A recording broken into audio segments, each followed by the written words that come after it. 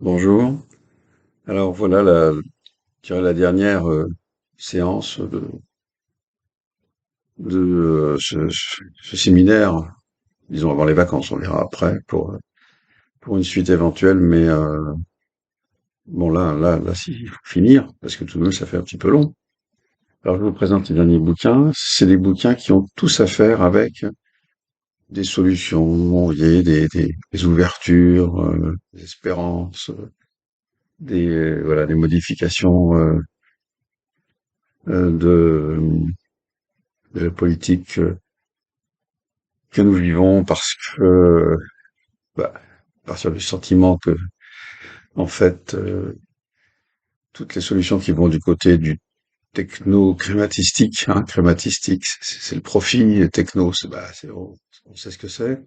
Le mot grec qui est associé donne quelque chose qui correspond à peu près à ce qui est en train de se passer aujourd'hui, c'est-à-dire toujours davantage de profit, par le biais de toujours davantage de grosses technologies, bon, lourdes. Ça commence à être bien remis en cause depuis relativement peu de temps.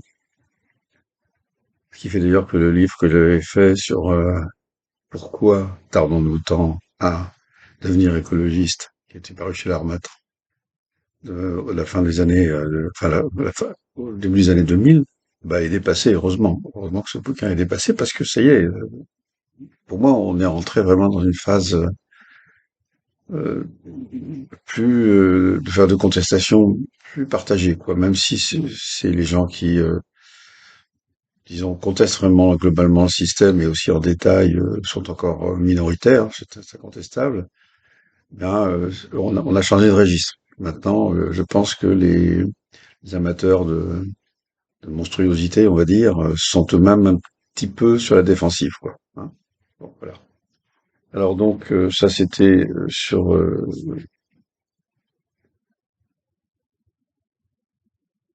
la trace de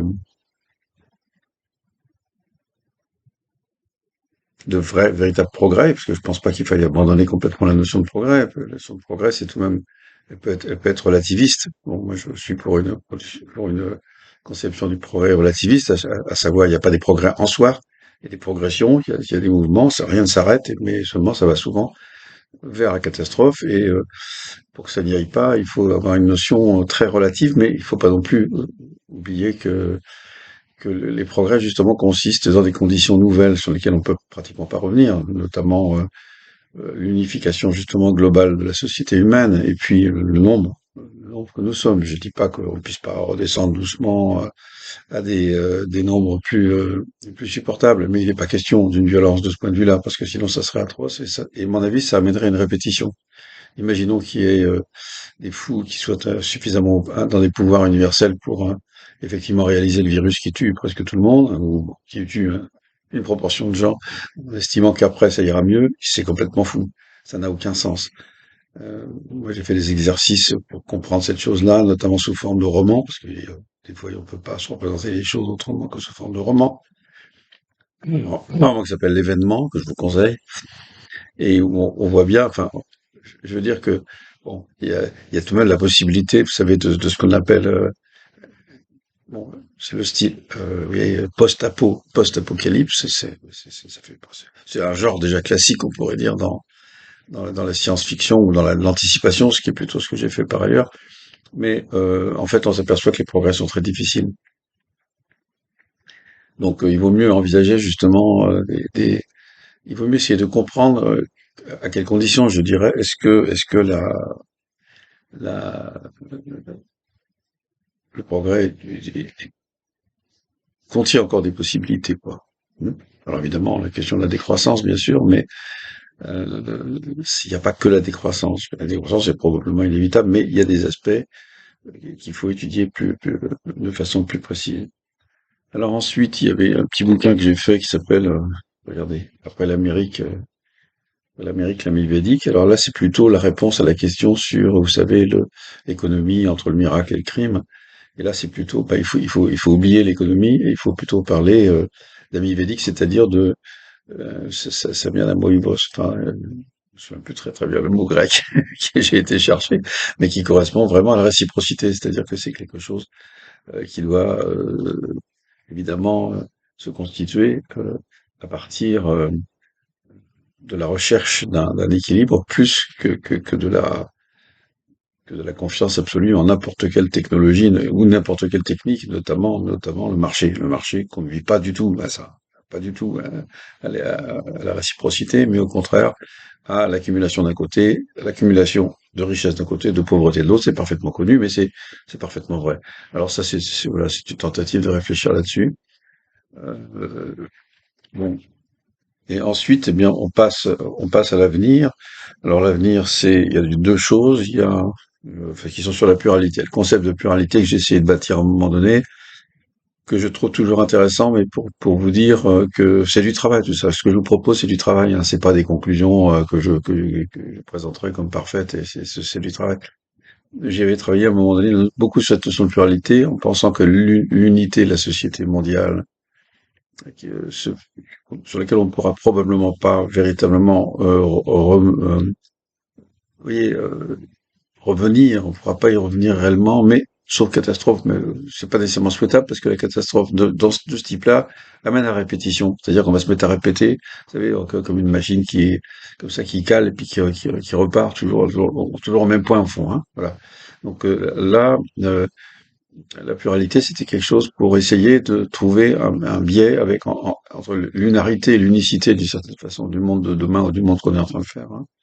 Et puis, c'est une constitution différente qui serait basée sur la pluralité plutôt que sur bon, soit le faïençage international avec que des nations, soit un État mondial qui semble tout de même un petit peu difficile. Et puis là, on retrouve évidemment les préventions de l'abbé de Saint-Pierre ou de Kant sur tout de même le totalitarisme de cet État mondial. Voilà, qui n'existe pas pour l'instant, mais faut pas oublier. Donc voilà, ça c'était une autre variante, en plus précise, en plus détaillée et en plus propositionnelle.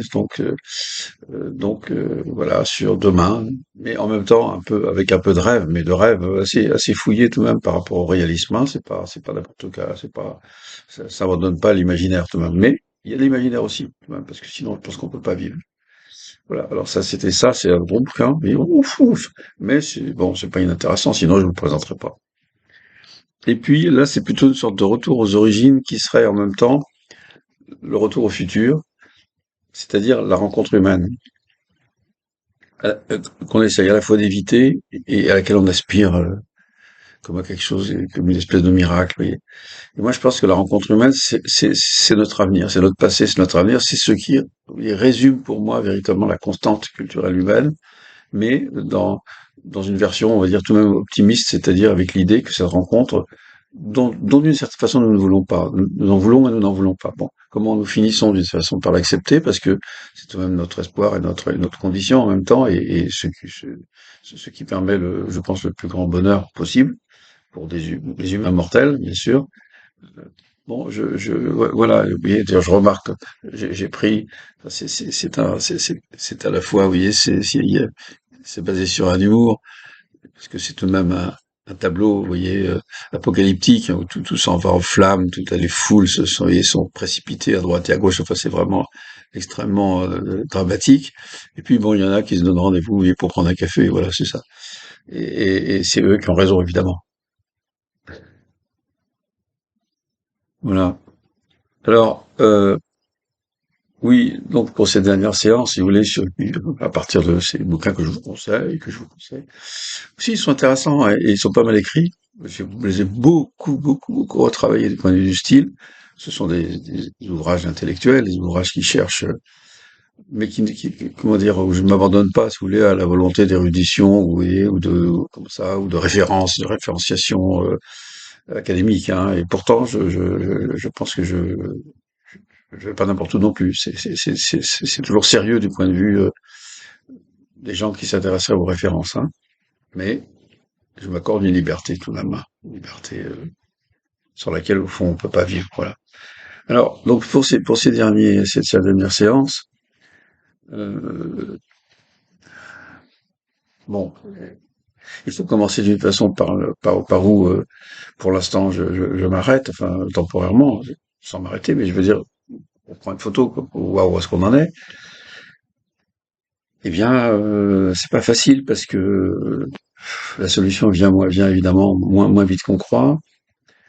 Et on n'a toujours pas finalement réussi, enfin de mon point de vue, hein, on n'a toujours pas encore réussi à comprendre vraiment ce qui se passait. C'est-à-dire que bon, vous avez vu, j'ai essayé tout au long de cette série d'expliquer en quoi il y avait déjà certains principes qui étaient nets, c'est-à-dire par exemple, il n'y a que les individus qui parlent. Premier point. Le collectif ne parle pas. Le collectif est, se transforme en un imaginaire au nom duquel, vous savez, c'est comme on dit take the floor en anglais pour dire prendre la parole. The floor, pourquoi the floor? Pourquoi pas, pourquoi pas les gens? Pourquoi pas oui, enfin, je veux dire, ça fait bizarre comme expression, oui. Bon, ça veut dire aussi peut-être le parquet au sens, vous savez, juridique. Enfin, bon, là, on prend l'attention d'un collectif qui est réuni là, d'une certaine façon, vous voyez, avec des chaises et des fauteuils organisés de telle manière dans une certaine salle avec un décorum, voilà. Et là, vous adressez la parole, vous pouvez pas faire ce que vous voulez quand vous êtes à l'Académie des sciences de tel, vous voyez, de tel pays ou de telle époque. Bon, voilà. Alors, donc il y a que les individus qui parlent. Et évidemment, on va codifier leur prise de parole, ça devient un enjeu, hein.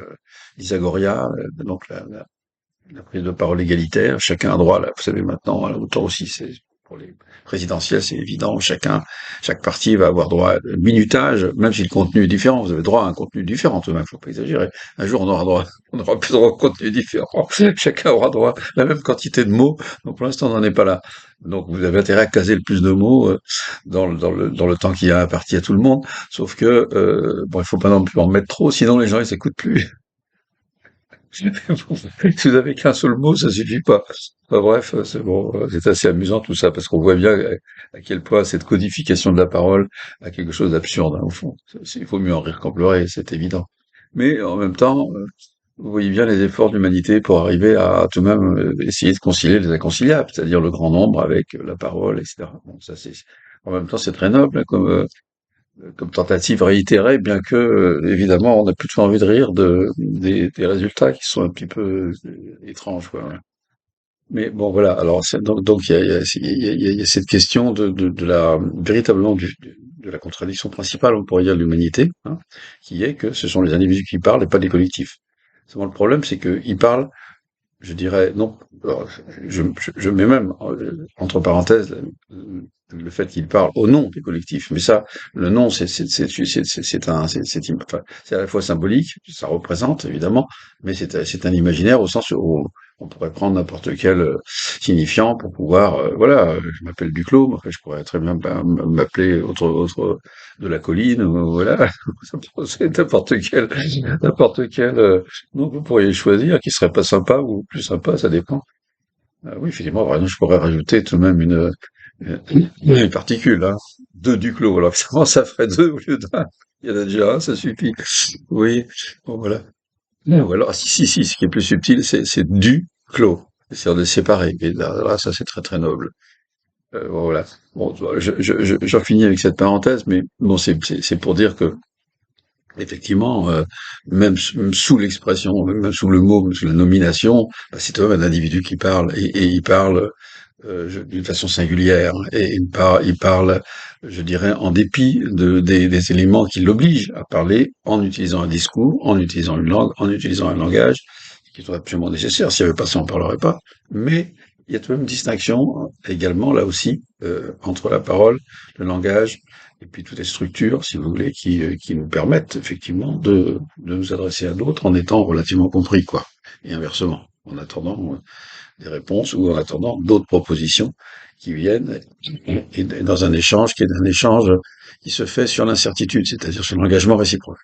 Si nous sentons cet engagement réciproque, nous pouvons parler, puisque l'individu est justement ce qui ne peut pas être défini, si vous voulez, complètement. Il peut être symbolisé, mais la symbolisation, elle laisse toujours passer des choses. Moi, je me souviens, bon, Lacan avait une expression pour dire, vous savez, enfin, en reprenant un peu Heidegger d'ailleurs, bon, il y a les chemins qui ne mènent nulle part, ça c'est l'imaginaire, dans les chemins forestiers, et puis il y a l'autoroute avec, hop, vous en faites rentrer à tel numéro d'entrée sur l'autoroute, une bretelle numéro tant, etc. Puis vous avez, alors là, tout est quantifié, le nombre de kilomètres sépare de l'arrivée finale dans le centre de Paris, et puis vous êtes à tant de kilomètres, on vous rappelle de telle ville, etc. Ça, tout est codifié, absolument, voilà, normalisé. Bon, ça, vous pouvez pas, en gros, vous pouvez pas vous paumer. Si vous vous paumez, c'est vraiment, vraiment, vraiment que vous l'avez voulu. Et encore, c'est quoi que c'est impossible. C'est carrément impossible. Donc, si vous voulez, c'est ça le symbolique. Par rapport au parabolique, c'est-à-dire par rapport à la parole, parabolée, c'est la parole, qui effectivement est plutôt du côté du chemin, non pas qui ne mène nulle part, mais qui mène par des chemins de traverse ou par des choses, par des métaphores, des choses. Voilà. Donc il y a une espèce de rapport tout de même entre certains styles et puis je dirais l'essence de la parole. Quand vous symbolisez trop, bien que ce soit l'unique loi, vous symbolisez certes, vous représentez quelque chose par autre chose, mais au bout d'un moment donné, vous avez un processus qui s'établit dans cette représentation et qui est élaboré à plusieurs dans ce qu'on appelle les conversations de France. Moi, ce que j'appelle les conversations, parce que je vois pas tellement d'autres mots. Vous voyez, c'est des réunions pour parler. Bon, on pourrait dire que c'est des parlements, bon, mais ça peut être des conversations orchestrales, hein, comme disait Gilles Châtelet. Ça peut être des conversations plus petites, parce que vous savez, des choses peuvent se préparer. Il y a des imaginaires extraordinaires peuvent jaillir de la discussion de quelques-uns, ou même d'une seule personne qui écrit une note de bas de page. Hein. Ça, je peux vous dire à l'heure actuelle. Je vous l'ai déjà dit, mais la plus grande théorisation qu'on puisse sortir des travaux d'un philosophe jeune qui est mort jeune, juste après, enfin, pas tellement longtemps après-guerre, dans les années 60, 1960, donc John Austin, son apport principal, pour moi, son apport principal tient dans une note de bas de page. Toutes les paroles sont performatives. Tous les speech acts, tous les actes de parole sont performatifs. Voilà. Débrouillez-vous avec ça.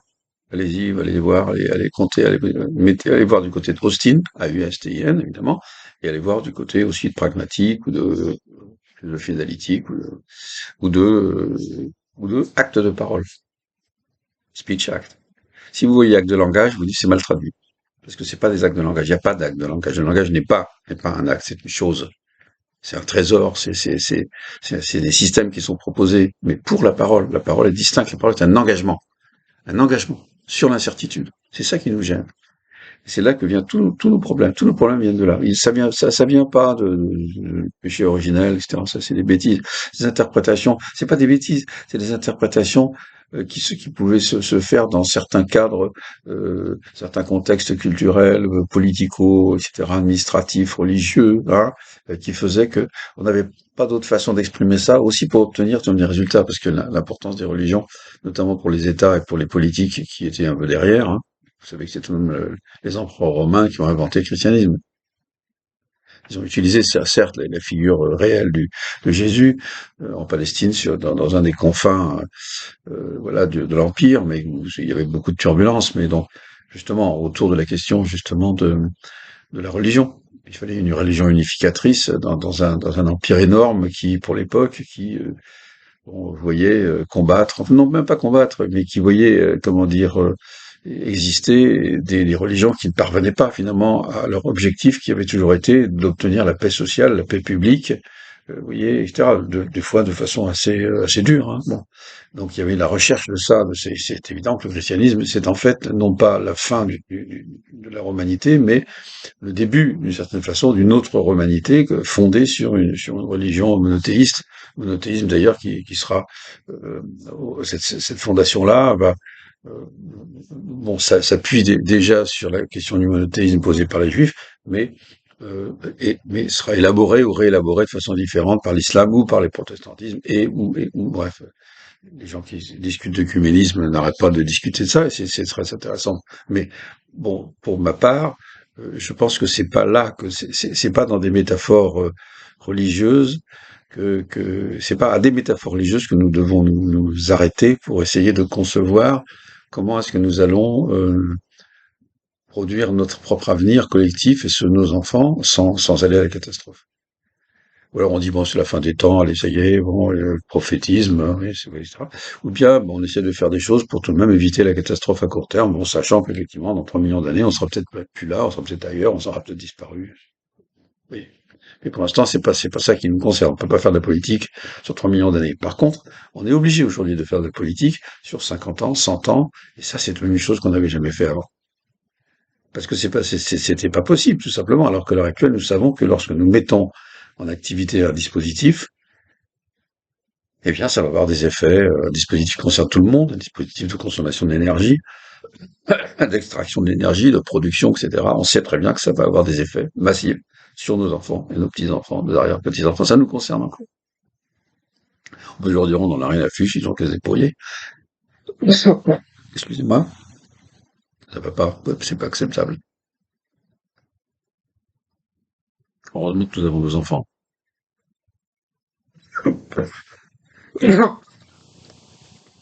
Parce que l'amour, c'est quelque chose qui, heureusement, c'est naturel. Il y a quelque chose de naturel dedans. Mais enfin, on voit que chez des animaux proches domestiques qu'on peut étudier, surtout quand on n'a plus rien à faire que ça, vous regardez votre chat et votre chien, on fait beaucoup ça sur Internet, sur TikTok et tout ça, il y a jamais eu autant d'animaux domestiques qui envahissaient les écrans.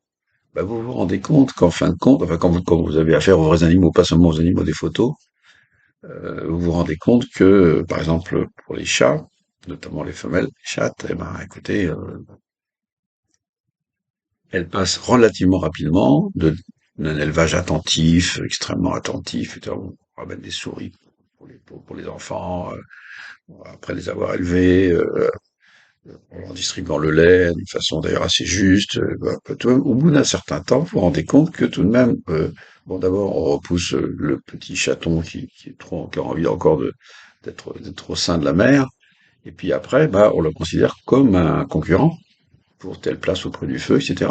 Et à la fin, c'est une guerre, une véritable guerre de tous contre tous. C'est-à-dire que et la génération, enfin, ça dépend des cas. Hein, je ne dis pas que c'est toujours pareil. Excusez-moi, je sais pas ce que j'ai. Bon, l'air est pur. Peut-être je couvre peut-être hein, une forme de Covid long. Ah, attention, attention, parce que même l'écran, ça protège pas suffisamment. Hein. Enfin, bref, je suis pas en France. Mais si vous voulez, oui, c'est il faut qu'on arrive il faut qu'on y arrive hein, à comprendre quelles sont, si vous voulez, les structures de pensée, enfin voilà, qui vont nous aider, qu'elles soient imaginaires ou moins imaginaires, ou plus formelles, plus formalisables. Quand on dit formalisable, ça ne quitte pas l'imaginaire, puisque la forme, c'est tout de même le domaine de l'imaginaire. L'image, ça a à voir avec la forme. Vous êtes d'accord? Donc ça quitte pas trop l'imaginaire. Euh, mais quand ça quitte l'imaginaire au sens où il n'y a plus d'image et que c'est réduit à un symbole, X, Y, etc., alors on pense que ça y est, c'est fini, on est hors de l'imaginaire et qu'on est dans le symbolique. Moi, je pense qu'on est plutôt dans l'hyper-imaginaire. Simplement, on est dans un imaginaire élidé, vidé, vous voyez, vidé de la substance, et il n'y a plus que, justement, des chiffres qui se battent en duel et qui arrivent, alors là, c'est des petits génies qui arrivent à voir tout ce qu'on peut faire avec ces formes épurées. Sauf que, justement, le problème, c'est qu'on peut jamais tout faire, parce que les formes épurées, c'est encore des formes. Et dans les formes, vous avez encore de la différence charnelle, si on veut. Il n'y en a plus beaucoup, vous avez évidemment enlevé tout le gras, il n'y a plus que l'os, mais néanmoins, en fait, vous pouvez pas tout faire. Et vous êtes toujours obligé de conditionner, c'est-à-dire de dire ça ne marche que si on considère certaines conditions extérieures qu'on va aussi réduire à des formules, mais qui sont, comment dire, tout de même, considérées comme des externalités. Donc c'est le même problème qu'avec l'économie, c'est-à-dire une fois que vous arrivez sur l'externalité, vous avez externalisé un truc parce que de toute façon vous ne pouviez pas du tout le contrôler, sinon vous feriez jamais rien. C'est l'ingénieur, il a besoin d'un système qui puisse se fermer, donc on lui dit ouais, on ramène tant d'argent pour le fabriquer, un énorme méthaniseur par exemple, de je sais pas combien de véritable paquebot. Bon, et puis le problème, c'est qu'on est obligé de se désintéresser des effets que ça a sur l'extérieur pour les gens qui sont autour, même s'il n'y a pas grand monde, même s'il y a que des villages ou des routes, bah, tout de même. Et puis il y a toute une série de questions qui peuvent se poser. Est-ce que c'est utile? Est-ce que ça va, est-ce que ça va consommer des déchets ou au contraire consommer des cultures qui peuvent servir pour notre alimentation, hein, parce que si on finit par en avoir que des champs qui sont couverts de, vous voyez, de systèmes, enfin de systèmes de, vous voyez, de réception du soleil à côté, donc qui couvrent le champ, vous voyez plus du tout l'herbe, vous voyez juste des vitres et qui reflètent le soleil, d'ailleurs, qui vous éblouissent ou qui sont, même si elles tournent tout en même temps, c'est un truc complètement dingue. Vous vous rendez compte, là, on faisait, je ne sais pas combien, vous voyez, de tonnes de blé. Alors, petit problème tout de même, hein. À un moment donné, on va tout de même pas généraliser ça. Bon. Alors, les éoliennes, c'est pareil, des éoliennes de 250 mètres de haut au-dessus d'un village, vous êtes sûr que le village va crever? Il va mourir. Il va mourir parce que vous allez jamais habiter au-dessous d'un truc comme ça. Et vos enfants vont pas y habiter, et les gens qui sont intéressés par le beau paysage, ils vont s'en aller. Donc vous allez avoir un vidage des villages. Ah, c'est vachement malin, ça, hein, c'est super malin du point de vue de l'économie. Ces conceptions technocrématistiques, ces solutionnismes, ces techno-solutionnismes sont des bêtises liées, si vous voulez, à l'esprit. C'est pas tel ou tel individu, c'est pas tel ou tel méchant qui veut se faire de l'argent, bien que il y a ça aussi, bien sûr qu'il y a de l'argent, mais à la limite, c'est vrai que si vous travaillez beaucoup, vous avez envie d'avoir des revenus. Donc c'est pas ça, si vous voulez, c'est pas ça. Je pense que c'est une stupidité collective, et collective, et où est-ce qu'elle existe? Comment elle se manifeste? Pourquoi elle est toujours aggravée? Moi, c'est ça c'est une des questions, si vous voulez, qui me reste, que je n'arrive pas à vraiment résoudre. J'en rêve la nuit, j'y travaille, etc. Pourquoi ça s'aggrave toujours? Et pourquoi ça passe toujours au niveau supérieur? C'est un système à cliquet, ça revient pas en arrière.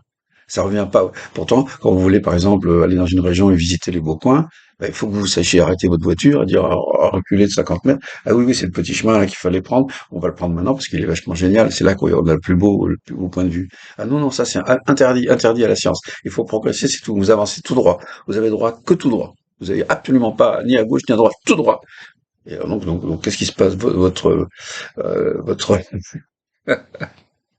projet gonfle, et puis là, vous êtes là, et puis à la fin, vous savez plus quoi en faire, vous l'abandonnez, et avec des catastrophes épouvantables sur l'environnement, vous envahissez le Pacifique maintenant, on va plus appeler ça le Pacifique, on va appeler ça l'océan de plastique, vous comprenez? Ça, tout le monde le sait, en plus. Tout le monde le sait. Ça continue. Tout le monde le sait. Ça s'aggrave. Comment ça se fait? Est-ce que c'est juste le gilet jaune qui a une contradiction interne entre la fin du mois et la fin du monde? Ça en fait partie, ça en fait partie. Au moins, il se pose la question. Vous voyez. En général, l'argent qui lui-même n'a pas ni odeur ni personnalité, vous voyez, qui passe par des circuits absolument incroyables. Vous avez par exemple, des fonds de pension américains ou même mondiaux qui vont alimenter des retraites de gens qui veulent plutôt bien vivre tranquillement dans un petit coin sans emmerder personne. Avec quoi? Avec effectivement, bon, des technologies qui sont en train de détruire le monde. Vous voyez, c'est-à-dire que c'est des contradictions tout le temps comme ça. Donc en fait, le problème, si vous voulez, il est bien sûr technique. Il y a bien un moment donné, il faudra une technique de la politique pour arriver à régenter tout ça, y compris au niveau mondial, ce qui signifie que probablement on peut pas se débarrasser de l'idée d'État mondial. Seulement, si vous avez l'État mondial, ça peut pas être un État comme les États nationaux. C'est pas possible. Il faut qu'il soit nécessairement basé sur la pluralité. Fondamentalement, s'il n'est pas basé sur la pluralité, ça marchera jamais, et surtout, ça sera épouvantable. On aura le pire totalitarisme, ça sera du totalisme. On sera enfin rentré dans l'ère totale. Bon. D'ailleurs, il y a un jeu de mots qu'on peut faire facilement avec une entreprise qui est tout de même assez fascinée par ce genre vous voyez, justement, de totalisation. Vous voyez, bon. Voilà. Alors, est-ce qu'il y a vraiment je pense que on n'a pas suffisamment bien compris le mécanisme. Si, je dis pas qu'on va trouver des solutions extraordinaires une fois qu'on aura compris, mais je pense qu'il faut encore avancer dans la compréhension. Les mots évidemment sont encombrés de concepts.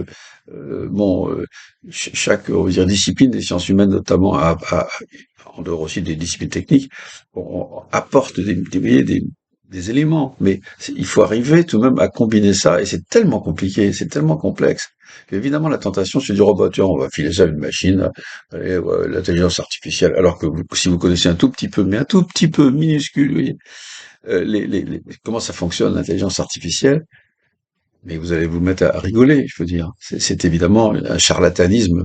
Il faut absolument pas en avoir peur. Ils peuvent faire ce qu'ils veulent. Ça n'aura aucun effet, aucun. La question véritable qui est, si vous voulez, comment est-ce qu'on fait?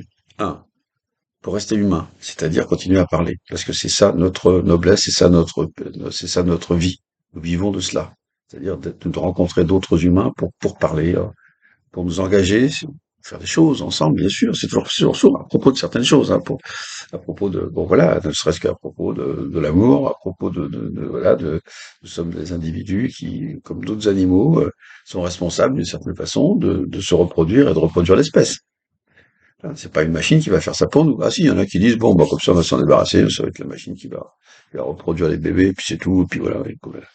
Et là, il y a une bande de branquignoles qui sont animés, eux, par, alors, je vais pas les chasser du paradis terrestre, hein, mais je veux dire, ils sont évidemment animés plus que d'autres par des contorsions, si vous voulez, psychiques, qui sont pas mentales, hein, ils ont des cerveaux parfaitement normaux, mais ils sont travaillés par la question de la parole d'une façon qui les amène à des folies, ce qu'on appelle des folies.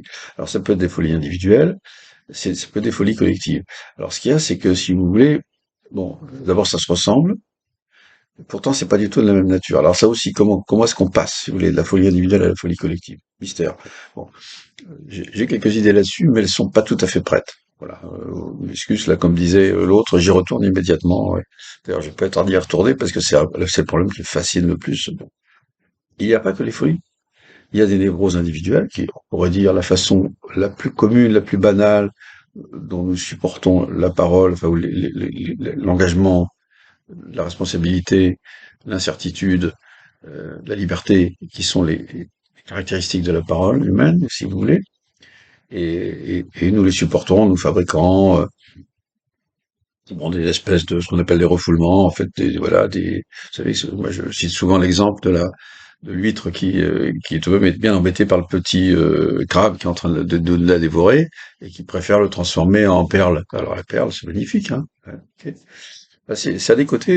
D'abord, c'est une guérison parce qu'après le crabe il est mort et puis il est dans la. Et puis, en plus, il est transformé en perle, c'est tout de même extraordinaire. Bon, ça servira pas beaucoup à l'huître, d'accord, mais ça servira aux dames humaines qui vont se mettre les perles autour du cou. L'huître n'avait pas prévu ça, c'est sûr, mais la pauvre, elle s'en fiche parce que de toute façon, elle aura disparu depuis longtemps qu'individu vivant. Alors bon, voilà, elle aura laissé au moins des perles aux humains. Pas mal. Comme idée, bravo.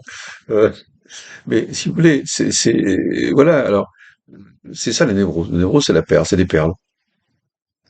Alors, quelquefois, c'est pas très beau. Ça, je suis d'accord qu'il y a des perles, il y a des névroses qui sont pas très belles. Mais, tout de même, c'est des prodiges d'invention, d'inventivité pour arriver à trouver des systèmes où vous sentiez plus le problème, vous passez très très loin de l'objet d'amour, ou alors vous tombez dedans, mais à ce moment-là vous mettez, vous devenez furieux ou furieuse, et puis alors là vous commencez à mettre l'autre en procès permanent, etc. Ça c'est oui, un œil furieux, mais non on veut pas, etc. On voit très très bien de quoi on parle, hein.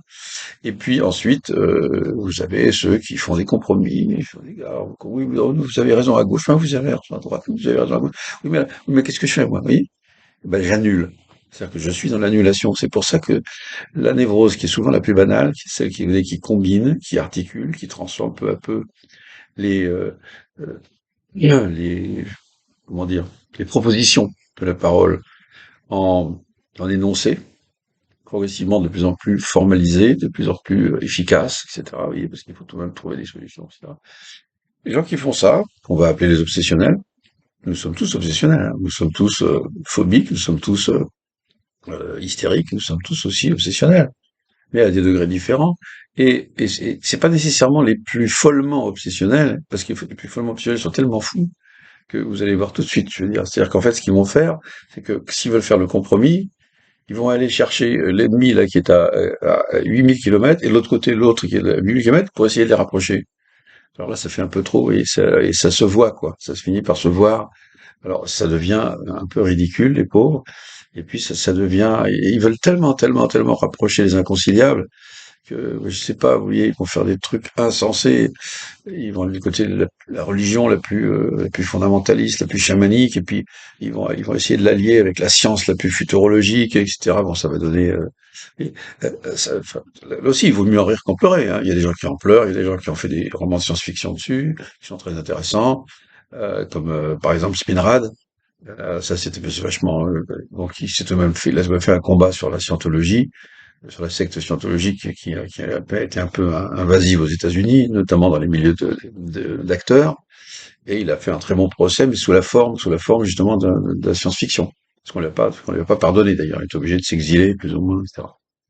J'aime bien Norman Spiral. C'est vraiment, c'est un auteur de science-fiction que je vous conseille. Il est très fort, hein. Voilà. Il voit bien ce qui se passe, quoi. Il analyse bien. Mais le problème reste pendant. Comment vous faites avec la condition humaine, quoi? Alors, on la supprime. Ah, si, les humains, on en a assez. Maintenant, c'est nous. Alors, bon, non. Notre devoir, moi, de mon point de vue, notre devoir, c'est de rester humain. Il y a un défi dans la nature, justement, dans la nature darwinienne, c'est que l'espèce humaine découvre quelque chose d'extraordinaire qui est la parole, qui, par l'engagement mutuel, sur l'incertain, sur le courage, etc. Oui, le courage, c'est, pour la forme, c'est le cœur. Et donc, c'est ça, c'est là où, autrefois, et même encore aujourd'hui, parce que ça vient d'ici, c'est pas juste mental, c'est un engagement. Bon, voilà. Engagement du cœur, quoi. Là-bas. Ça vaut toujours, c'est une métaphore qui est bonne, pourquoi pas. C'est une métaphore, évidemment. L'engagement, ouais, vous ouvrez le cœur, vous n'allez pas trouver d'engagement, hein. C'est comme Descartes qui ouvre le crâne et puis il trouve la langue, excusez-moi, la langue, oui, il trouve la glande pinéale. Il dit, c'est là qu'il est Dieu, Dieu est là, c'est là qui, c'est une radio, vous ouvrez, vous la faites marcher, hop, et vous avez Dieu qui vous communique directement comment penser. N'importe quoi. Enfin bon, bref. Non, mais je dis pas qu'il a dit que des conneries, hein, loin de là. Moi, je respecte énormément le cavalier qui partit d'un si bon pas. Ah, ça m'énerve, mais considérablement, parce que il a une surestimation, si vous voulez, alors c'est une idole religieuse pour les scientistes. Voilà, les scientasmagoristes, les scientistes. Et vous remarquez tout de même, il y a certains qui échappent. Par exemple, Étienne Klein, il échappe assez facilement à ça. Ça, je trouve ça pas mal. Ça, je trouve ça très bien. Bon, on pourrait aussi lui trouver des défauts, hein, si on cherche, mais bon, voilà. Mais en tout cas, bon, voilà. Celui, c'est pas à lui à faire la psychanalyse de, de Descartes. D'ailleurs, il saurait pas la faire. Et puis, c'est plus compliqué qu'on croit, hein. C'est tout de même le monsieur, effectivement. Alors oui, on a tous nos problèmes, on a tous nos solutions, on a tous nos, sauf que toutes nos solutions, d'ailleurs, regardez, c'est très intéressant chez certains psychiatres, d'ailleurs, dont mon maître, Franck Chaumont, qui avait fait il y a une réunion justement sur la science, la psychanalyse et la science, un groupe qui s'appelait Pratique de la folie, justement, et il insistait sur le fait, qu'il avait déjà découvert Freud, bon, que la folie était, enfin plutôt le délire était une tentative de guérison. Ben, la névrose aussi. Tout est une tentative de guérison. Sauf que le problème, c'est que justement, chacune de ces tentatives de guérison nous entraîne d'une certaine façon dans une direction qui est problématique du point de vue de la continuation même de la parole. C'est ça, ça serait trop facile si c'était vraiment une guérison. Seulement, c'est une guérison qui, en fait, empêche de parler, hein. Comme commencer à parler directement à Dieu, puis que vous voyez le Dieu qui rayonne de tous les côtés. Si vous entendez des voix, alors, et en plus vous avez le culot de dire que c'est d'autres qui vous parlent. C'est vraiment du culot, hein, parce que c'est évident que c'est vous, enfin, nom de Dieu. Oups. Vous voyez, c'est vous c'est vous qui entendez des voix. Pourquoi vous les entendez? Parce que c'est votre voix. C'est pas compliqué. Ben ça, non, vous le refusez. Il n'est pas question. Pas question parce que d'une certaine façon, ce que nous raconte justement, on va dire le psychotique, il n'y a pas de, hein, il y a pas de statut, il n'y a pas de, c'est que, c'est que, eh ben, justement, il y a du sujet, quoi. Mais lui, il n'en veut pas, il y croit pas. Et quand il regarde, il voit pas de sujet. Même quand il se regarde dans les glaces, il voit pas de sujet, c'est ça. Il sait pas ce qu'il voit, mais c'est ça, c'est vrai que ça fait beaucoup souffrir, ça c'est sûr, hein. Bon. Donc, mais celui qui voit du sujet, bah, il souffre aussi, il a sa façon, d'une autre façon, de façon différente. Bon. Et donc, on est dans cette condition-là. Cette condition-là, c'est nous. On va pas se faire disparaître. Donc, on va pas la gommer. Il faut l'apprivoiser. Alors, on est obligé de l'apprivoiser aujourd'hui. Surtout collectivement, parce que les collectifs deviennent gigantesques.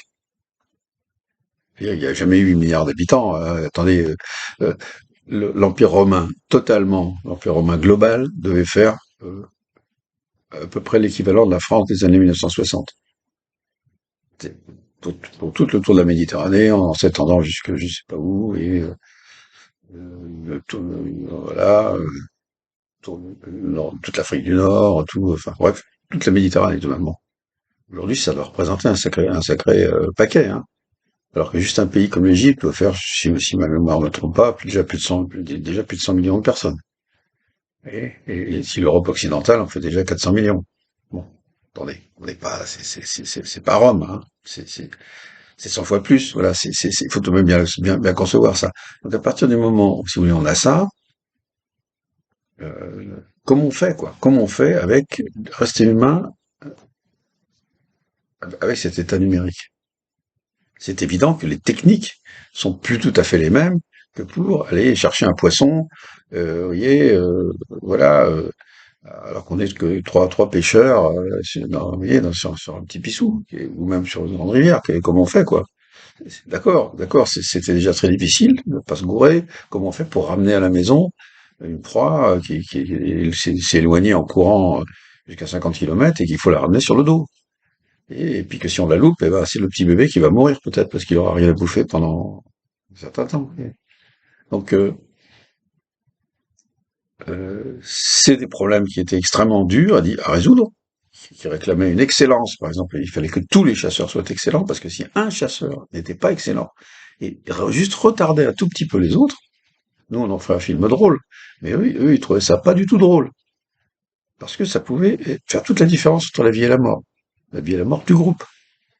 Et donc, l'enjeu était formidable aussi à leur échelle.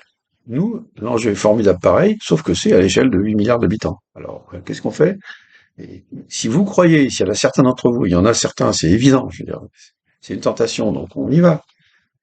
Pensez que c'est en étant plus humain et qu'on confie ça à l'algorithme, parce que l'algorithme est plus intelligent finalement, vous voyez, c'est surtout qu'il parle moins, parce qu'au moins il évite de parler, lui, il accumule les pages de dictionnaire. Et allez hop, on sait tout. Oui, sauf qu'il y a une chose que tu sais pas, algorithme, c'est que justement, ce qui caractérise l'humain et son intelligence, c'est qu'il ne croit pas tout savoir. C'est qu'il y a justement quelque chose qui manque. Et toi, si tu nous ramènes quelque chose qui manque sous forme d'une espèce de vague poésie ou de petites fleurettes, ou etc., vous voyez, pour enjoliver l'écran, ça n'aura aucun effet. C'est de la pure connerie. Hein, il faudrait qu'on croie à ça. C'est mieux que Dieu le Père, Dieu le Fils et Dieu et voilà, et la Reine Mère. Bon, n'importe quoi. N'importe quoi. C'était pas mal, ces métaphores humaines. Ou, enfin, anthropomorphes, si vous voulez. Parce que c'est vrai que Dieu le Père avec les grandes barbes, ah oui, tiens. C'est vrai que j'aime pas encore assez grand. Mais bon. Et alors surtout pas Dieu le Père, merci. Voilà, bon. Et même Dieu le Fils, non merci, parce que j'ai pas du tout envie de être crucifié. Voilà. Par contre, j'ai vécu un certain temps à Jérusalem, et c'est vraiment une ville extraordinaire, ça c'est sûr, hein. Ça c'est sûr. C'est sûr que le chemin des Oliviers, le monde des Oliviers, c'est une merveille, bon, enfin, etc. Ça c'est vrai. Et c'est vrai comment dire, que les tentatives religieuses correspondent à quelque chose. Vous pouvez pas dire c'est stupide. Enfin, en tout cas, certainement pas moi. Mais c'est métaphorique, ce sont des métaphores, mais ce sont des métaphores qui essayent de résoudre des problèmes également pour l'époque. Alors, est-ce que ça y arrive? Je sais pas. Je pense que ça y est pas vraiment arrivé. La preuve, c'est que il y a eu beaucoup de choses qui sont passées. Il a fallu forcer les gens avec les acquisitions. Il a fallu les torturer, etc. Puis ça a amené plutôt du pire que du bien. Et puis, etc., etc. Bon, maintenant, on n'en est plus là. On essaye tout de même de le enfin, les gens qui se réclament de la religion. Je trouve que tout de même la métaphore n'est pas suffisante. Les métaphores religieuses en général sont devant le même problème que les esprits plus laïques, ou plus c'est pas incompatible non plus, hein, laïcité. Et puis laïcité, ça veut juste dire le fait d'être un peuple, là, c'est tout. Voilà. Mais bon, euh, le problème est pendant. Qu'est-ce qu'on fait? Mais pour rester humain, donc pour rester à parler librement, vous voyez, en trouvant des solutions qui fassent vivre tout le monde, certainement dans un objectif de baisse douce et lente de la démographie, parce que c'est pas tenable, mais sans violence. Et sans violence même cachée, c'est-à-dire que sans intention cachée vous voyez, bah, voilà, d'obtenir une réduction drastique de la démographie, parce que ça serait là une solution facile. Sauf que le problème, si vous jamais vous êtes encore une fois dans cet imaginaire-là, malheureusement on trouve ça chez pas mal de gens, hein. C'est pas ce qui est avoué, c'est pas avouable. Mais c'est tout de même l'idée, bon bah il faudrait une bonne guerre, quoi. Le problème c'est que la bonne guerre, ça risquerait d'être tel qu'ils ont jamais imaginé même l'horreur que ça pourrait être aujourd'hui. Mais et puis c'est tout. Je veux dire, pour moi, c'est hors cadre. C'est un. Voilà, hop, on enlève ça. Et je vais vous dire, pour la raison principale, bien sûr, c'est le refus de l'horreur. Mais la deuxième raison qui vient juste après, et qui est pratiquement aussi importante, c'est que ça résoudrait rien, et que ça obligerait à la répétition. Oui, parce qu'une fois que le problème est, vous avez réglé, vous avez plus que 10% de l'humanité qui vit. Alors, on va pouvoir se partager, on va pouvoir, voilà, chacun, le pauvre, il aura juste 100 hectares, vous voyez, et en plus, il aura des esclaves. Non, mais attendez, c'est complètement ridicule. C'est ridicule. Si on va dans cette direction-là, au contraire, on s'interdit tout progrès réel, toute progression réelle. On s'en interdit parce que il y en a plus besoin. Donc, vous répétez l'histoire. C'est ridicule. Cela dit, c'est arrivé plusieurs fois hein, que ça se répète, pas tout à fait dans les mêmes conditions, mais ça se répète. Non, moi, bébé gaiement, merci. Non, j'ai pas envie de répéter. J'ai pas envie que, vous voyez, que ce soit toujours, qu'on en soit toujours au même point, puis que, non, il y a une constante culturelle, ça, c'est que nous parlons. Mais quand nous parlons, c'est toujours des choses réelles, vraies, du réel. On constitue dans la parole des imaginaires avec des ensembles de mots qui essayent d'être relativement cohérents, vous voyez, de constituer un univers, quelque chose, bon, une totalité justement qui est pensable, qu'on arrive à refléter. Et puis qu'est-ce qui se passe avec ça? Ben jusque-là, ce qui se passe avec ça, c'est que ça s'étiole, c'est-à-dire que ça se rigidifie, et ça se rigidifie, ça prend des formes formelles justement. Alors c'est l'heure de gloire des formalistes, c'est-à-dire des cerveaux humains qui sont faits pour ça, qui sont plus capables que les autres d'arriver à formaliser. Et c'est les petits génies mathématiques qui sont quelquefois des autistes. Et oui, oui, c'est-à-dire des gens qui ont plutôt refusé la subjectivité, c'est-à-dire la subjectivité parolière, vous voyez, le parolière qui relie, vous voyez, justement. Parce que, tout simplement, la, la seule hypothèse de se séparer du monde par, d'une certaine façon, justement, l'autre, le principe de l'altérité, qui permet justement de pouvoir dialoguer et donc de pouvoir nous engager sur un incertain qui est l'autre, qui est nous et l'autre, et qui est l'autre, mais qui, pour cela, c'est nous aussi, qui nous renvoie à l'incertitude et qui nous oblige à nous engager sur l'incertitude, cette espèce de miracle, parce que c'est ça le véritable miracle de l'espèce humaine, c'est ça. Vous avez, vous avez pas d'animal qui s'engage sur l'incertitude. Ça n'existe pas. D'abord parce que la certitude, elle prend pas une forme, si vous voulez, justement, formelle, élaborée, abstraitement. C'est simplement le monde dans lequel ils vivent et dont ils font partie. Et avec une énorme intelligence qui est l'intelligence de l'expérience de milliards d'années, enfin de millions d'années, vous voyez, pour arriver à fabriquer ce monde, à le recomposer, éventuellement le casser et à le refaire, enfin des choses absolument dingues sur des millions d'années. À nous, notre invention à nous, c'est que nous avons remplacé ça par une espèce de difficulté intérieure qui nous pousse, si vous voulez, à tout le temps être dans l'invention, tout le temps dans la recherche, tout le temps dans le, vous voyez, c'est extraordinaire d'une certaine façon. Bon, et en même temps, c'est difficile. Et donc, nous produisons des anticorps pour ça, pour cette espèce, vous allez produire des anticorps à la liberté. Alors, c'est pas tellement la paresse et tout ça, parce que de dire que vous voyez les animaux qui dorment, ils passent effectivement un temps gigantesque à dormir, bah, c'est très bien. Je veux dire, ils le font pas par paresse spécialement, ils le font aussi pour se reconstituer. Nous, il faut qu'on dorme beaucoup, par exemple.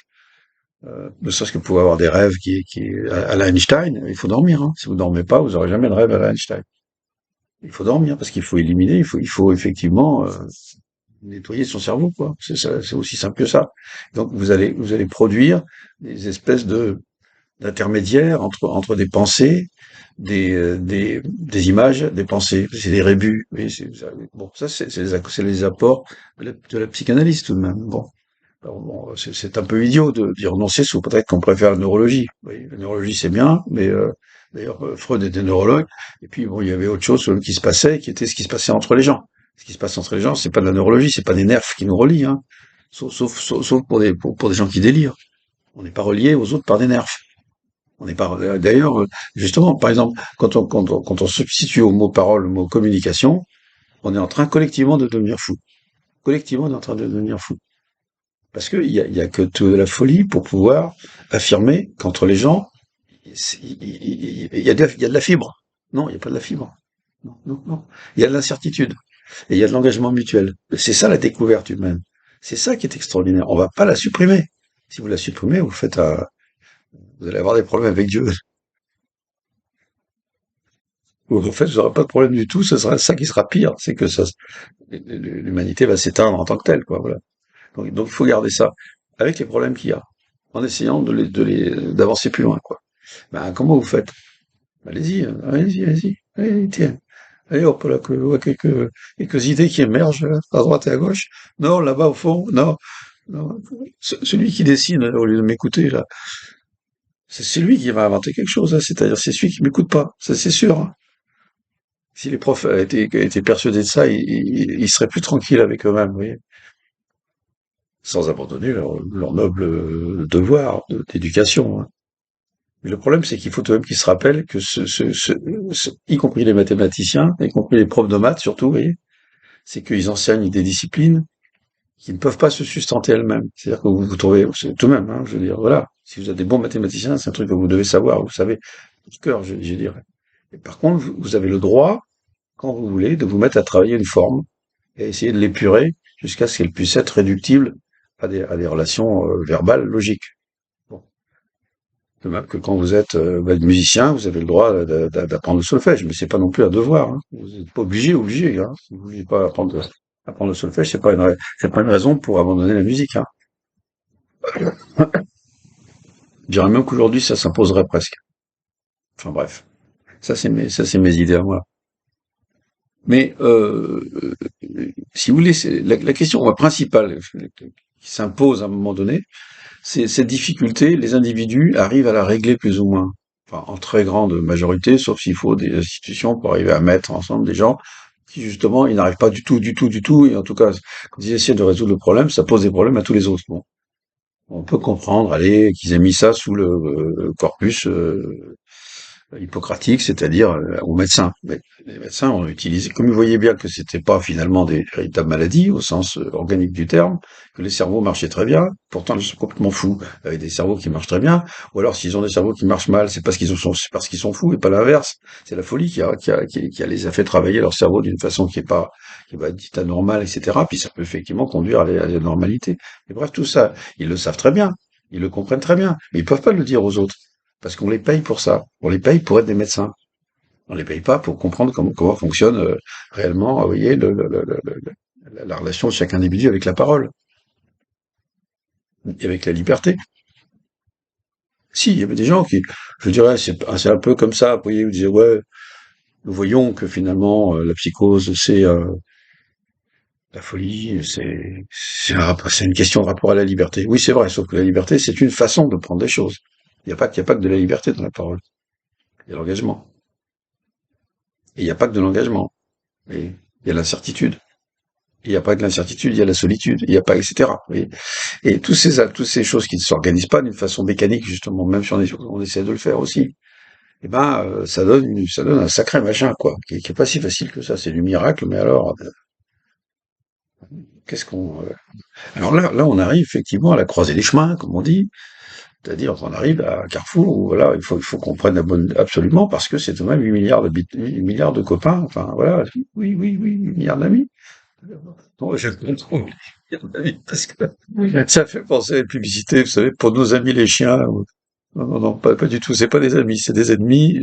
Mais enfin, c'est même des copains. Des copains euh, qui peuvent être d'ailleurs être des ennemis. Hein. C'est pas incompatible, si vous voulez. Mais il y a toujours un peu une ambivalence. De toute façon, c'est des humains. Voilà. On reste humain. Première règle absolue, on reste humain.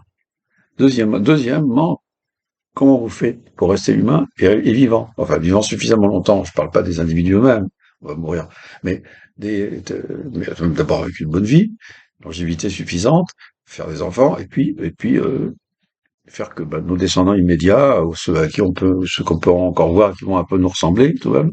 Bon, un peu plus beau, d'accord, mais nous ressembler. Et voilà, oui, ils vivent bien, quoi, qu'on puisse pas avoir la honte, quoi. En gros, c'est ça, c'est aussi simple que ça. Eh ben là, il y a un gros problème, hein. Un gros problème. Alors, il y a l'État, encore une fois. La situation qu'on a créée nous-mêmes, et plus on essaie de la régler avec les façons dont on a réglé les problèmes précédents, plus on est en train d'aggraver la situation, ça c'est clair. Plus vous faites de l'économie d'échelle et plus vous faites surtout une aggravation des problèmes que vous avez externalisés à la même échelle, donc ça grandit à la même vitesse, mais on les voit pas. On les voit pas parce qu'on a décidé quoi, que ça faisait pas partie du système.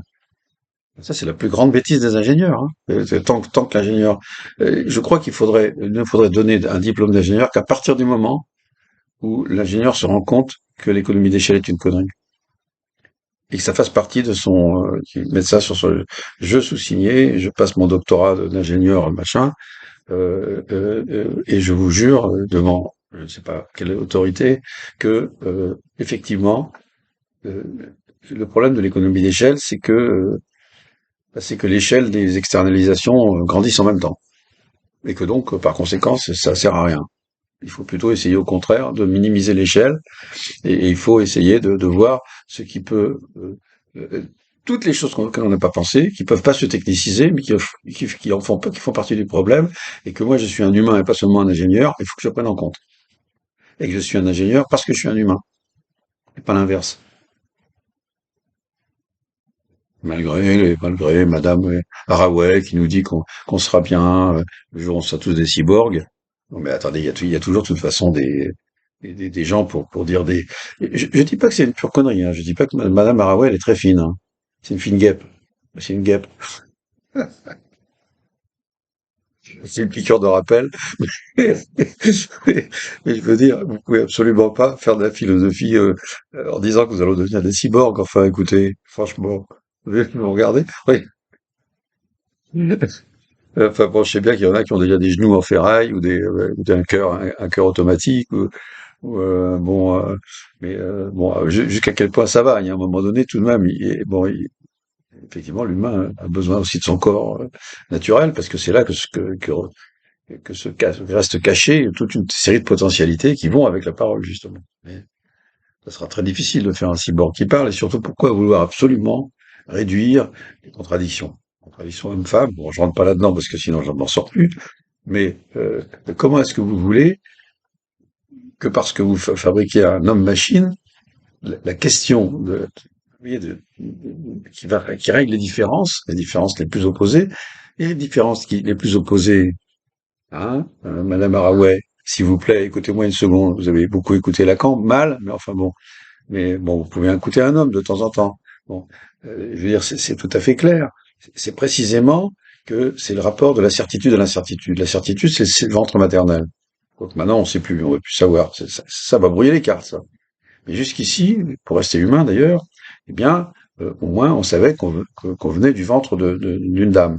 Voilà. Il n'y avait rien à faire. Et cette dame, c'était votre mère. C'est pas une mère porteuse, c'est votre mère. Point.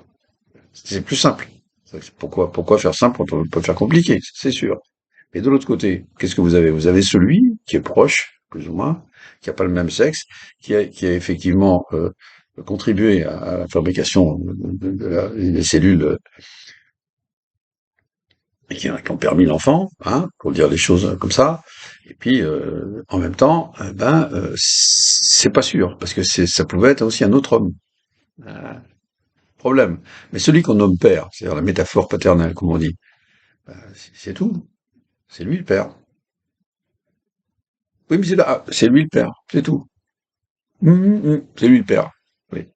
Alors, c'est votre travail, l'incertitude, mais c'est ça qui est essentiel. La différence, elle n'est pas tellement dans la domination. Et bien sûr qu'il y a des dominations masculines à certains moments donnés, qu'il faudrait d'ailleurs expliquer aussi, parce que s'il y a une telle envie de domination, c'est qu'il y a peut-être aussi un problème euh, que les femmes ont déjà résolu en étant mères. Et quand elles sont mères, elles ont une sacrée position de domination par rapport aux enfants. Hein. Alors, quand on parle d'emprise, alors là, ouais, c'est de l'emprise électrique, hein, c'est même plus que ça, je veux dire,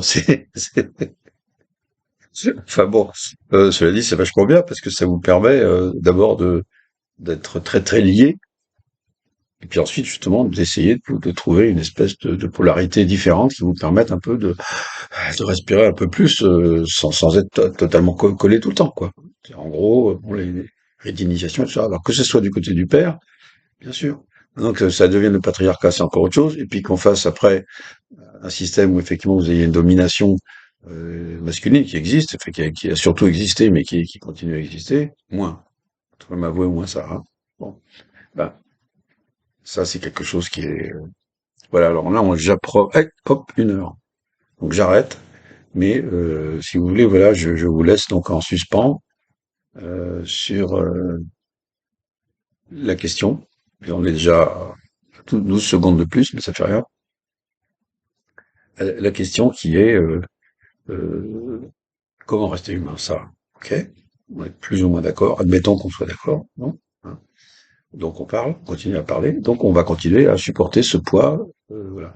Comment on fait pour régler, si vous voulez, cette question d'arriver à supporter le poids sans nous engager dans des ou en nous engageant éventuellement dans des types de névroses comme on le fait aujourd'hui, ou même des types de psychose, guérison, etc., mais sans surtout faire que ça puisse se transférer presque automatiquement, souvent dans ses formes les pires, dans une espèce d'évolution des imaginaires sociétaux, hein, qui sont en fait des prises en compte, on va dire, des comment dire, des formes d'adhésion imaginaire des individus à leur à leurs conditions, à la condition humaine, hein, avec des refoulements, donc des protections, protection agressive, protection défensive, etc., qui vont avec, oui, avec des espèces de comme ça, de colmatage, de calfeutrage, vous voyez, bon. Comment est-ce qu'on fait pour que ces calfeutrages, qui finalement s'additionnent les uns les autres, je dirais à l'échelle du nombre qu'on est, hein, comment se fait-il pour parce que il y a tout de même finalement, on va dire, dans le combat alliance, je dirais, des guérisons, etc. Donc on va dire des névroses et des psychoses etc. Dans cette espèce de combat alliance des personnalités, des types de personnalités, hein, des personnalisations qui sont en même temps des choix que font beaucoup de gens. C'est pas un syndicat, et c'est pas un syndicat des névrosés mondiales. C'est le fait que vous avez tout de même une espèce de névrose globale qui va, si vous voulez, prendre enfin, trans, transmettre des états d'équilibre individuel à un espèce de méta-équilibre collectif, et cet état d'équilibre collectif, à la différence des grosses personnelles qui créent, si vous voulez, plutôt quelque chose comme un plateau. C'est-à-dire au moins tout le long de votre vie, sauf peut-être très âgé, mais vous conservez à peu près. Vous avez réussi, oui, à trouver une modalité qui est la vôtre et pas celle du voisin, et vous réussissez à peu près à tenir les choses pendant longtemps, parce que si vous satisfait le mieux, vous pouvez aussi changer. Bon, vous n'allez pas beaucoup changer, mais vous allez tout de même changer de méthode, vous voyez, pour arriver à supporter. Voilà. En gros, c'est ça. Le psychanalyste peut intervenir, ou d'autres formes, et des rencontres humaines qui peuvent vous aider justement à supporter. Bon. Mais pendant ce temps-là, vous avez la forme imaginaire collective qui est construite, qui est justement construite, Madame Maraway, qui est construite collectivement. Et elle va dériver, elle va dériver, elle va dériver, et elle va devenir de plus en plus impossible à régler. Et c'est ça le problème. Le véritable problème, il est là, et je l'aborderai évidemment à la prochaine rencontre, au moins après les vacances, c'est-à-dire en septembre-octobre, si vous voulez, c'est focaliser là-dessus, c'est-à-dire d'abord quel est le rapport entre la forme dominante, on va dire, de la névrose ou du mode de gestion, si vous voulez, du mode de gestion de la difficulté, de l'Unbehagen, hein, comme disait donc Freud, la gestion de l'inconfort, IN, hein, C-O-N, bon, de l'inconfort, si vous voulez, dans lequel tout humain se trouve, du fait de sa parole, de la parole, en général. Bon, cette gestion-là globale tend toujours à dériver, vous voyez, à dériver jusqu'à un moment donné où c'est tellement insupportable que ça claque. Et on a ce qu'on appelle la mort des civilisations. La mort des civilisations. Avant d'être la rencontre avec un problème pratique, vous savez, David Diamond, bon, c'est-à-dire, je sais pas, un problème écologique, ça y est, on a tout bouffé, on a rasé tout, etc. Ce qui est le côté. Effectivement, il y a le problème que pose Roland Gori, c'est-à-dire que il y a la catastrophe qui s'est déjà passée. Mais la catastrophe qui s'est déjà passée, elle s'est déjà passée plusieurs fois. Plusieurs fois. Ça fait plusieurs fois qu'on arrive à des situations où, dans des conditions historiques données, nous ne pouvons plus aller plus loin sans, d'une certaine façon, que ça se démantibule, que ce système de protection dangereuse, c'est une protection dangereuse en fait, et qui déplace le danger mais qui l'aggrave. Bon. C'est brisé plusieurs fois à des échelles différentes de société. Et là, le problème c'est que c'est la société mondiale qui connaît ce problème-là. Vous voyez? Et donc, il faut que nous apprenions absolument, absolument, vous voyez? Et c'est pas on va pas moi, je veux pas traduire ça en termes moraux, moralistes, vous voyez, ascèse, je sais pas quoi, sobriété, je sais pas, on va plus prendre l'avion que 4 fois. C'est des conneries, enfin, c'est des imbécilités. Vous allez pas, vous allez vous serrer la ceinture jusqu'à ce qu'il y ait plus que l'os qui soit serré par la ceinture, n'importe quoi. Qu'est-ce que c'est que ces bêtises? Bêtises moralistes, c'est souvent une des formes de solutions qui sont utilisées par la religion, par exemple. C'est peut-être la chose la plus idiote dans la religion. Il y a c'est des choses très intéressantes dans les religions.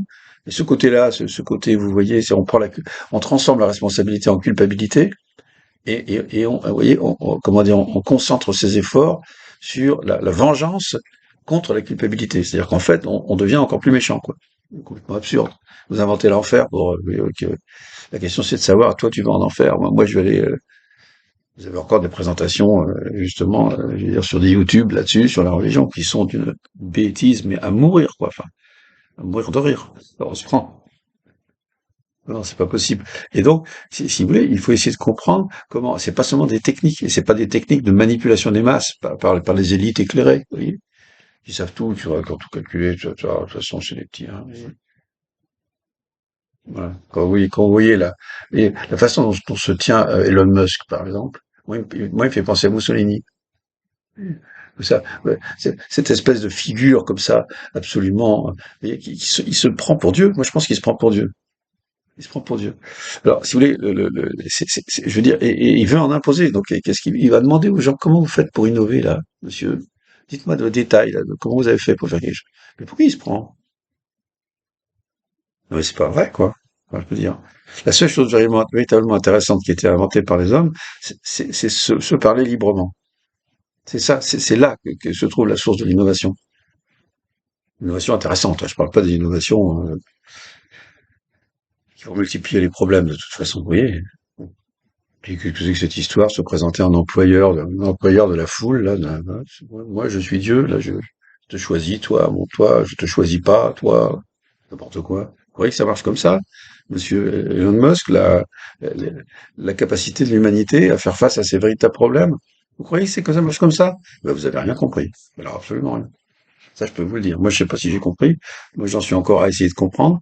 Alors vous, je suis sûr d'un truc, c'est que vous avez rien compris. Donc, si vous voulez, c'est, cela dit, si vous voulez comprendre, on peut en discuter, si vous voulez. Moi, je vais pas refuser la discussion, hein. Vous êtes probablement fort intelligent, mais c'est pas tellement l'intelligence qui fait véritablement, justement, l'humanité, hein. L'intelligence, d'ailleurs, elle circule entre nous, mais elle circule pas par la fibre, hein. Ça, j'en suis sûr aussi. Mais, alors, c'est ça la question. La question, c'est d'essayer première question, c'est d'essayer de comprendre pourquoi quelque chose qui est au niveau individuel, je dirais essentiellement une forme de compromis entre la parole et puis l'envie de plus parler parce que tout de même ça nous engage trop. Voilà. On va dire ça.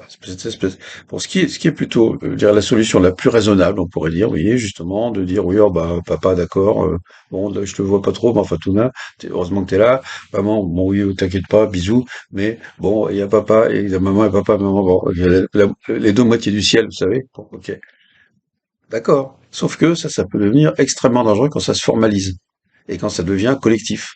C'est peut-être justement l'attitude la plus dangereuse. Enfin, moi, d'après ce que je comprends maintenant, vous voyez. Donc, moi, je dirais que c'est plutôt, on va dire, comment empêcher que certains types de solutions, qui sont des solutions de médiation, au sens, si vous voulez, d'organiser, bon, on va dire dans médiation, vous avez le moyen, dans le moyen, vous avez mécanique, dans mécanique, vous avez mathématique aussi, je veux dire. C'est-à-dire que vous avez cette espèce de déviation vers le formel qui enlève toute spontanéité à la métaphore, si vous voulez, ouverte et directe, bon, et qui fait que vous avez une sorte de, comment dire, de projection, hein, de l'idéal, on va dire, de la mesure et de la mécanique au sommet des valeurs. Alors qu'en réalité, ces médiations-là, elles sont toujours fausses au bout d'un moment donné. C'est, c'est impossible. Le réel sera toujours plus riche et imprévisible que sa mathématisation. Toujours plus riche et toujours. Jamais on n'en viendra à bout. Ça, on peut le savoir d'avance. Jamais on n'en viendra à bout. Le langage le plus mathématisé, le plus ça, le langage le plus formel, le plus juridique, le plus tout ce que tu voulais, le plus n'y arrivera jamais. Donc, quand on est face à des problèmes qui sont d'une ampleur, de l'ordre du tout et du jamais, eh ben, moi, je crois qu'il faut tout de même commencer à être d'accord pour mettre au pinacle, c'est-à-dire de l'imaginaire collectif, quelque chose qui permette déjà, justement, de tenir compte de ça, de tenir compte de l'externalité comme objet central, en sachant que ça restera toujours une externalité. Vous n'y arriverez jamais à la dominer. Vous voyez. Donc voilà, c'est une leçon que le bébé humain qui a peine à devenir adulte tout de même, eh ben, il puisse un petit peu le, le faire valoir, le faire valoir, justement comme quelque chose, si vous voulez, qu'il faut prendre en compte centralement avant d'avoir pris tout autre type de décision. Vous voyez. Imaginons que le monde, l'État mondial soit une grande entreprise mondiale, c'est pas, dont le but soit précisément d'empêcher l'humanité de crever, de faire crever toute la vie autour de nous. Imaginons que ce soit une entreprise dont véritablement le but ce soit de faire ça et pas de gagner de l'argent, mais de voilà. Imaginons que ce soit ça. Ben, comment on s'organiserait? Vous croyez qu'on aurait un chef divin au-dessus, ça qui moi, je pense que ça serait plutôt un truc pluraliste, totalement décentralisé, éventuellement avec peu de communication entre les gens, mais de temps en temps, comme ça, des possibilités, surtout une liberté fondamentale. Vous voyez, et un amour de la liberté, un respect essentiel de cet amour de la liberté, non pas de la liberté de faire du fric. Il ne s'agit pas de rajouter dans la phrase liberté de faire du fric. Non, la liberté, si vous voulez, essentielle qui permet la parole, c'est-à-dire, encore une fois, sur l'engagement, sur l'incertitude, sur la responsabilité. Bon, là, je m'arrête, hein, parce que tout de même, on en est déjà 1h11, 24 et 24, 1h11 minutes et 24, et 28 et 29 secondes. Ah, on n'arrête pas le temps. Je vous remercie beaucoup. À la prochaine fois, après les vacances.